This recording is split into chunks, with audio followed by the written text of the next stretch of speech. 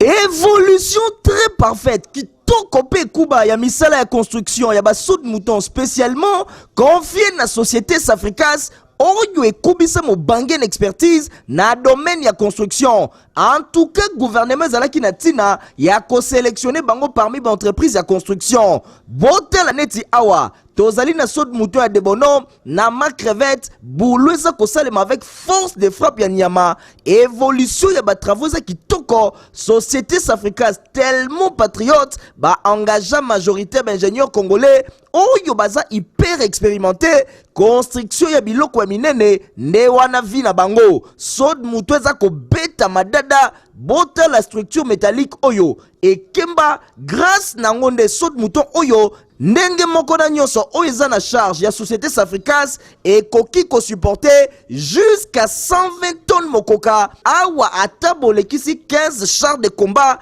bobakisi ba bulldozer et zakaka ya kolenda Safricas grâce expertise na ye pe mosala kitoko asalaka évaluer ye majorité ba saut de mouton na ville province ya Kinshasa bosimba ke ba saut de mouton ya Safricas eza na particularité moko oyo bokokuta nulle part. Autant ya pont na se esika mituke banda koleka eza na 6 à 7 mètres 14 mètres de largeur avec 4 bandes na pointe. Ah, Safricas expertise elenda na ndenge nyama partout esika baza kosala mosala eza kotambola kitoko pe na vitesse ya TGV toujours na respect ya programme ya mokonzi ya mboka.